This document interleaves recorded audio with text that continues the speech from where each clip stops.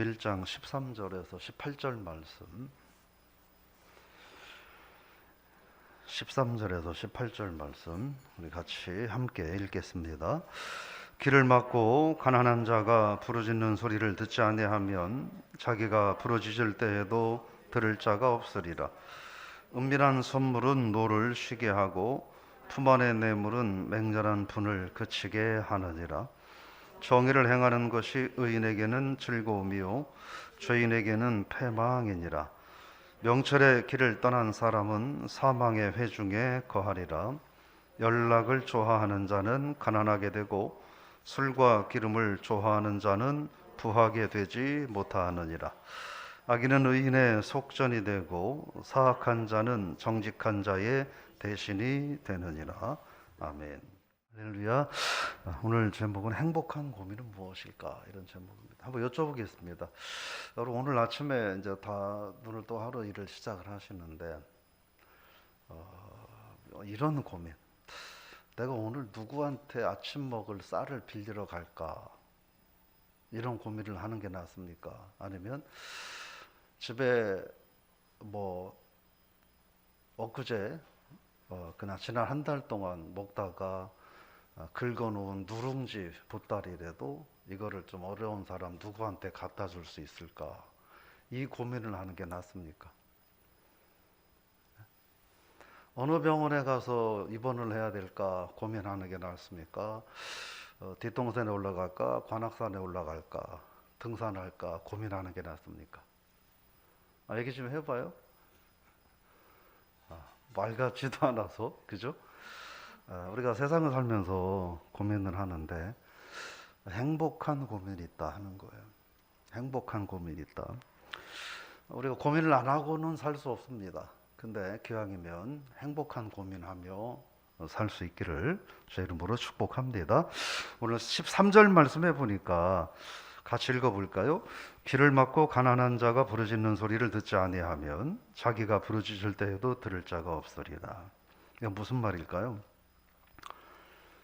남의 어려움, 힘들고 어려운 사람들의 호소와 그들의 도움의 손길을 모른 척하고 외면하고 거부하는 자는, 그런 얘기예요.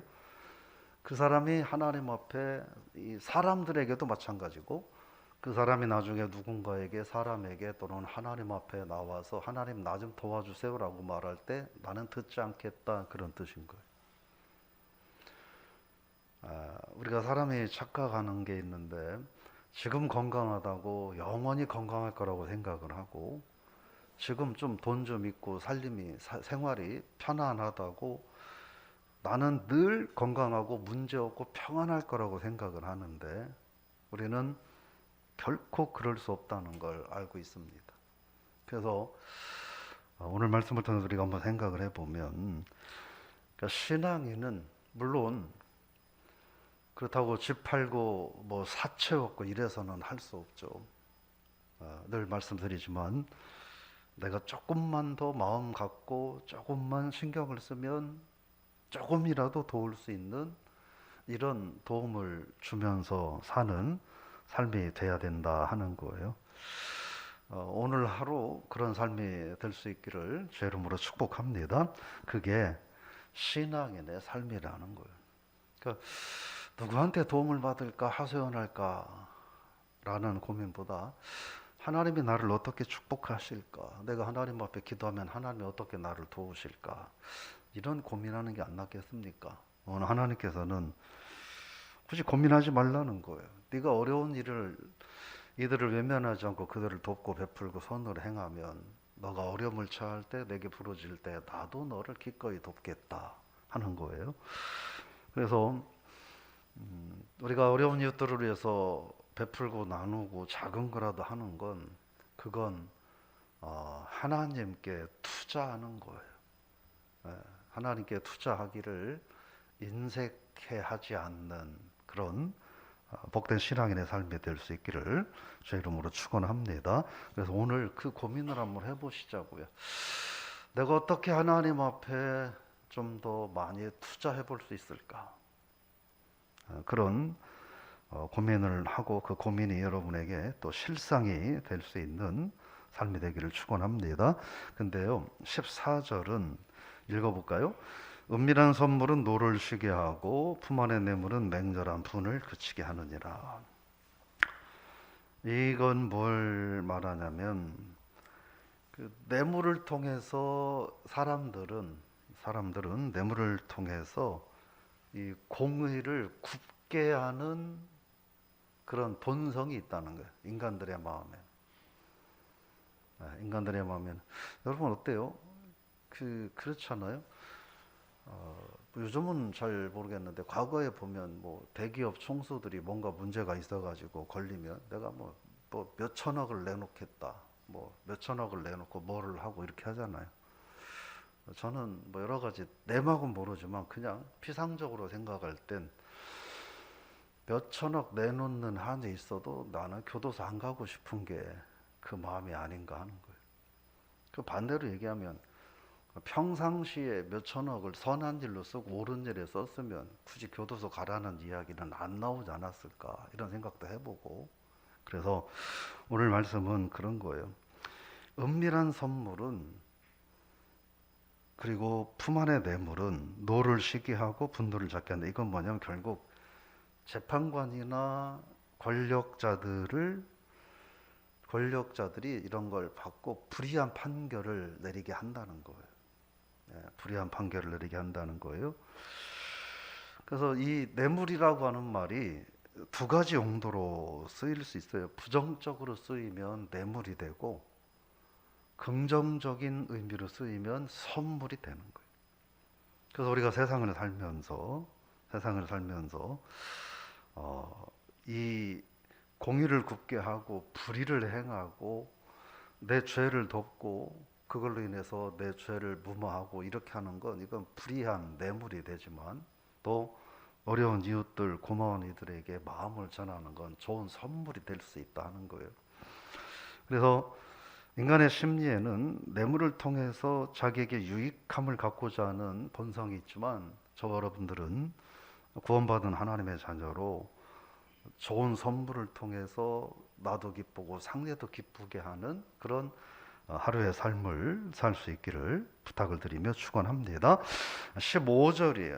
15절은 이 14절 말씀, 그렇게 사는 자들이 무엇을 느끼느냐는 거예요. 읽어볼까요?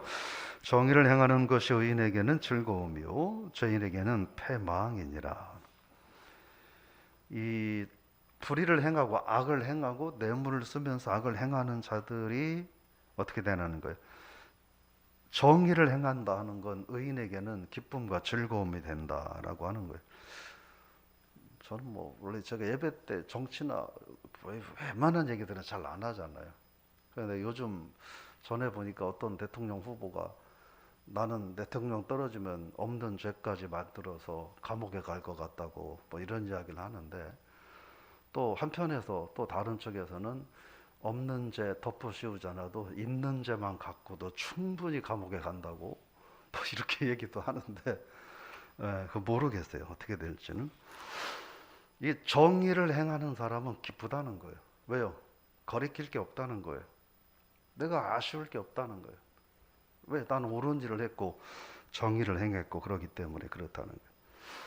의인은 누구냐는 거예요. 의인은 정의를 행하고 성품 자체가 올바른 것, 정의를 행하는 삶을 산다는 거예요. 그래서 성품 자체가 의로운 일을 하는 삶이고, 그래서 의로운 삶을 살아가는 것 자체가 그에게는 기쁨이라는 거예요. 근데 반대로 죄인에게는 패망이다 하는 거예요. 이 어떤 관점이냐면 의를 행한 사람은 의로운 일이 되어지니까 기쁨인 거예요. 근데 의가, 정의가 실행이 되면 불의를 행하고 불법을 행한 자들은 그것 때문에 고통과 책망과 형벌을 받아야 되기 때문에 의가 실현될 때 불의를 행한 자들은 불안해하고 두려워하고 공포에 빠지게 된다. 그 얘기를 지금 하고 있는 거예요. 하나님 말씀이 일리가 있잖아요. 그죠? 네. 그러니까 우리가 이 말씀을 기억하면서 그래서 뭐라고 말하냐면 패망이다. 죄인에게는 패망이다 이라는데, 패망이라는 말은 공포와 두려움이다 라고 하는 거예요. 공포와 두려움이다. 우리가 세상을 살면서 작은 거지만 옳은 것, 의로운 것을 행하며 살아갈 수 있기를 축복합니다. 16절, 명철의 길을 떠난 사람은 사망의 회중에 거한다. 이렇게 말합니다. 명철의 길을 떠났다는 것은 의로운 길, 정직한 길, 공의의 길을 버리고 불의와 악을 선택해서 그 길을 걸어가는 사람은 이라는 뜻이에요. 세상에는 정직하고 신실하게 살면서도 행복과 만족을 누리는 길이 충분히 있고, 불의와 불법을 행하면서 만족을 누리며 사는 길도 있어요. 그죠? 그러나 우리가 잠언을 통해서 하나님 여러 번 반복하는 건 뭐예요? 정직하고 신실하게 살아가는 게 복이라는 거예요. 불의와 불법을 행해서 잠시 잘 먹고 편안할 수는 있어도 그건 잠시뿐이고 하나님은 반드시 그에 대한 징계를 한다. 그래서 그게 복이 될 수 없다 하는 말씀인 거죠. 이 명철의 길을 떠난 사람, 불의와 불법을 행하는 사람은 어떻게 되느냐? 사망의 회중에 거하리라. 이 말은 시적인 표현인데 그런 얘기예요. 죽음의 구렁텅이에 빠질 것이다, 그런 뜻이에요. 의와 불의를 행하는 자는 죽음의 구렁텅이에 빠질 것이다. 그런데 회중이라는 거예요. 무리라는, 많다는 거예요. 그러니까 그런 길을 걸어가는 자가 많다, 그런 뜻을 말을 하고 있습니다. 오늘 그러므로 저와 여러분들이 명철의 길을 떠난 사람의 무리에 속하지 않고 하나님 말씀에 순종하고 지혜로운 삶을 살아가는 삶의 무리에 들어가는 저와 여러분이 될 수 있기를 축복합니다. 17절 읽어볼까요? 연락을 좋아하는 자는 가난하게 되고 술과 기름을 좋아하는 자는 부하게 되지 못하느니라. 연락은 호화스럽고 사치스러운 삶을 말해요. 연락이라고 하는 말은.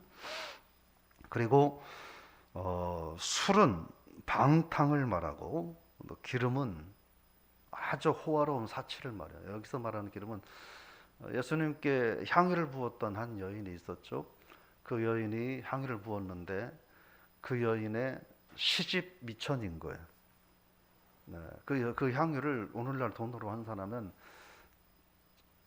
지금은 더 많이 올랐겠죠. 한 3천만 원 정도, 조그만 병 한 병에 엄청난 비싼 향유인 거예요.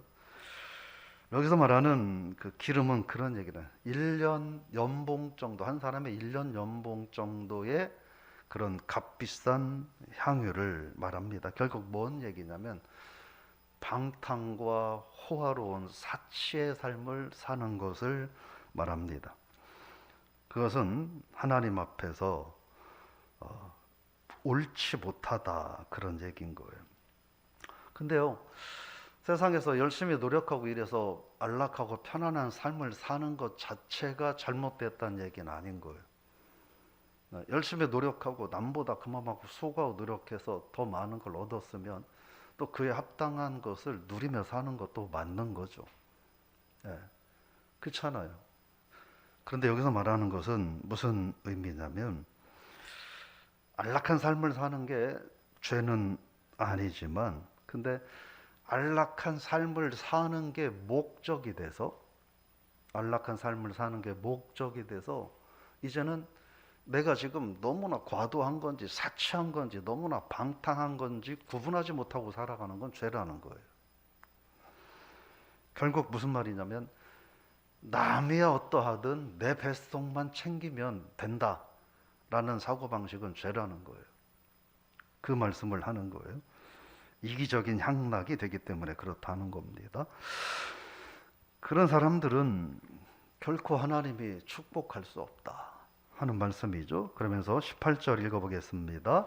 악인은 의인의 속전이 되고 사악한 자는 정직한 자의 대신이 되느니라. 결국 하나님 기뻐하는 삶을 살아가는 자는 환난에 있다 하더라도 구원을 받을 것이지만, 그러나 그 반대의 삶은 지금 형통한 길이 있다 할지라도 반드시 환난과 심판의 자리에 서야 할 것이다 라는 말씀을 하는 겁니다. 정리를 해보면 저 여러분들이 어려운 이웃을 외면하지 않는 그런 삶이 살 수 있기를 바랍니다. 사실은 뭐 우리들 모두가 다 그냥 나 먹고 살기도 그죠? 뭐 바듯한 그런 삶을 살 수 있을지도 몰라요. 그래도 우리가 1년 한 달에 10,000원, 20,000원, 30,000원 정도만 도와주면 외국에서 아프리카나 이런 데서 굶어 죽고 흙을 파먹고 살아가는 애들이 밥을 먹고 옷을 입고 학교를 다닐 수 있다고요. 우리한테는 그 돈이 아무것도 아니지만 외국에서 진짜 전쟁 때문에 또 뭐 에이즈 때문에 기근 때문에 이렇게 살아서 7살, 6살짜리 이런 애들이 뭐 10살짜리 이런 애들이 동생들 먹여 살리기 위해서 일하고 이러면서 그런 애들을 진짜 흙 파먹고 이런 애들 너무 많더라고요. 그런 아이들을 뭐 밥을 먹이고 옷을 입히고 학교를 다니게 할 수 있는 그런 돈이 우리나라 돈으로 10,000원에서 30,000원 정도인 거예요. 근데 저는 그거는 다 누구나 할 수 있지 않을까. 아무리 어려워도 그 정도는 할 수 있지 않을까 하는 거예요. 우리가 좀 어려운 이웃들을 외면하지 않는, 한국에서는 뭐 10,000원, 30,000원 줘도 그것 갖고는 진짜 큰 도움이 못 되긴 하죠. 근데 또 많은 이들이 마음을 아파요. 도와주면 도움이 되기도 하죠. 여러분들이 어려운 이웃들을 외면하지 않는 그런 삶이 될 수 있기를 바라요. 그게 하나님께 쌓아두는 거예요. 그게 하나님께 쌓아두는 거예요. 불의한 뇌물은 안 되지만 또 마음이 있는 작은 선물은 의미 있다 하는 거예요. 오늘 저 여러분들이 받는 것도 기쁨이지만 주는 것도 복이라는 거예요. 그래서 줄 수 있는, 작은 거라도 베풀 수 있는 그런 삶이 되기를 축복합니다. 정의를 행하는 자는 기뻐할 거예요. 정의를 행하는 자는 기뻐할 거예요. 근데 악과 불의를 행하는 자는 공포와 두려움 속에서 살 거예요. 저 여러분들이 어떤 삶을 살아야 될까? 뭐 답은 있지 않겠습니까? 세상에서 편안하고 안락한 삶을 사는 게 분명한 건 죄는 아니에요. 근데 편안하고 안락한 삶이 목적이 되는 거예요. 편안하고 안락한 삶이 목적이 돼서 충분히 나보다 어려운 이웃들을 돕고 베풀 수 있고 그럴 수 있음에도 지금 분명 넉넉하고 편안한데 더 편안하고 안락한 삶이 목적이 돼서 돕지 않고 살아가는 건 그건 죄가 된다는 거예요. 그러니까 작은 거라도 여러분 근데 많은 분들이 생각을 해요. 뭐 여기에 도움이 될까? 그 도움이 안 되죠. 그런데 티끌모아 태산이라고 예를 들어 여기 있는 저와 여러분들이 우리가 예를 들어 뭐 100원씩만 모아도 100원씩만 모아도 그걸로 어려운 사람에게 계란 한 판은 사다 줄 수 있잖아요. 그럼 그분들 먹고 살 게 없으면 뭐 그런 분이 없겠지만 그냥 계란 삶아서 계란 후라이해서 뭐 먹을 수 있을 거 아니에요. 그러니까 그런 마음으로 살아갈 수 있기를 바랍니다. 그래서 저는 개별적으로 내가 굳이 하는 게 도움이 안 될 것 같아서 미안해서 못하면 그런 마음도 있을 수 있거든요. 그럼 개별적으로 하지 마시고 그걸 교회로 구제원금으로 하나님 앞에 드리면 그걸 모아서 어려운 이웃들에게 드리면 되거든요. 교회 사무총회로 구제부 한번 보세요. 거기에 목회자를 뺀 나머지 사람들이 구제원금에 참여하는 사람들이에요. 구제원금에 참여하는 사람들이에요. 그런 걸 생각하면서 여러분 작은 거라도 베풀며 살자. 그런 삶이 되기를 부탁을 드리며 축복합니다. 그래서 세상에 편안한 삶이 복이 될 수 있지만 그게 오히려 해가 되고 독이 될 수 있다 하는 거예요. 하나님 은혜 안에서 편안하고 복된 삶을 사실 때 편안하고 복된 삶의 목적이 돼서 그래서 지금 더 많은 걸 나누어주고 살 수 있음에도 더 나은 향락을 추구하느라 베풀지 못하는 어리석은 삶이 아니라 지금 힘들고 어렵지만 조금 여유가 있으면 나누는. 그 제가 늘 말씀드리잖아요. 나보다 기준은 나보다 어려운 사람이에요. 나보다 어려운 사람이에요. 그래서 우리가 생각해 봐야 돼요. 이 세상에 나보다 어려운 사람이 있다면, 그래서 내가 도와줄 사람이 아무도 없다면 그건 무슨 얘기예요? 내가 세상에서 제일 가난한 가난뱅이라는 얘기인 거예요. 내가 제일 가난한 사람이란 거예요. 내가 너무 가난해서 나보다 어려운 사람이 없어서 내가 이런 한 푼 남을 도우며 살 수 없다고 한다면 나는 가장 세상에서 복받지 못한 사람이라는 얘기인 거예요. 근데 반대로 세상에서 나보다 어려운 이가 있어 내가 조금이라도 베풀며 살 수 있는 여건이 된다면 나는 하나님 앞에 가장 복받은 자라는 거예요.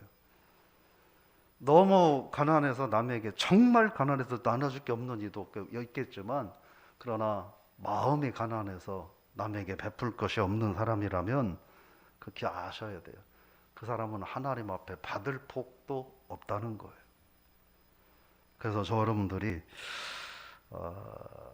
작은 것이라도 큰 거 하시라고 말씀드리잖아요. 그냥 작은 거라도 베풀고 나누며 살아가는 그런 삶이 될 수 있기를 바랍니다.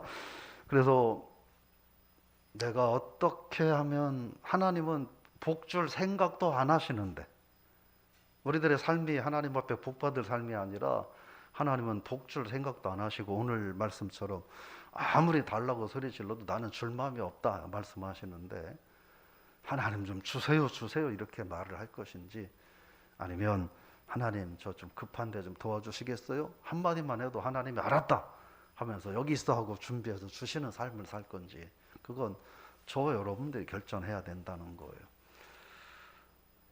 기왕이면 하나님 도움 좀 주세요라고 말할 때 하나님이 알았어 내가 준비하고 있어 이렇게 선뜻 저 여러분의 삶에 하나님이 은혜를 베풀 수 있는 그 삶이 행복한 삶이 아니겠느냐 하는 것이죠.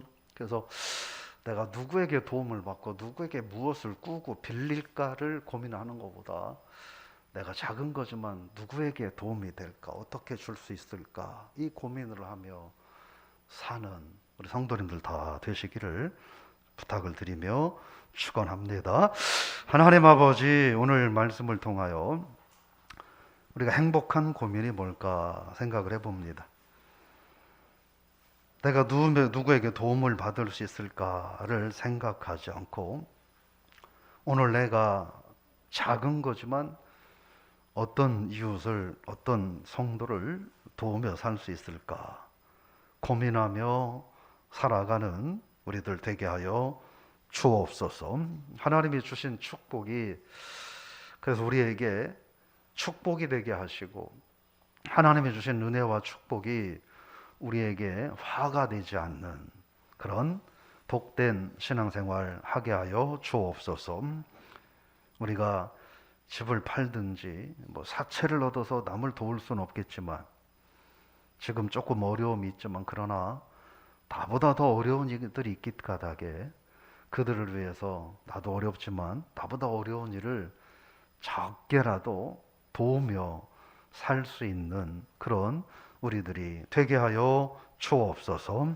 그래서 우리 신광명교회 모든 성도들은 그래서 하나님 앞에 하나님 좀 도와주세요라고 하나님 앞에 구할 때 하나님께서 즐거운 마음으로 여기 있다 내가 준비했다 바로바로 응답해 주시는 그런 복된 신앙인들, 또 그런 복된 인생살이 하게 하여 주옵소서. 특별히 또 정말 남을 돕고 싶은 마음이 있지만 정말 힘들고 어려워서 도울 수 없는 여건 까닭에 눈물 짓는 이들이 있다고 한다면 하나님 그들을 긍휼히 여겨주시고 베풀 수 있고 나눌 수 있는 축복도 허락하여 주옵소서. 우리에게 주신 축복이 지금만 해도 충분한데 더 좋은 것, 더 과한 것을 원하며 그래서 남을, 어려운 이웃을 돕는 눈을 갖지 못한 불행한 삶을 살지 않는, 하나님 앞에 가장 행복한 고민하며 살아가는 우리 모든 성도들 다 되게 하시고, 특별히 오늘 새벽 교회에서, 가정에서 영상으로 함께 예배하는 모든 성도들이 우리만이라도 그 마음을 가지고 올 한 해를 살아가게 하여 주옵소서. 예수님의 이름으로 기도드리옵나이다. 아멘.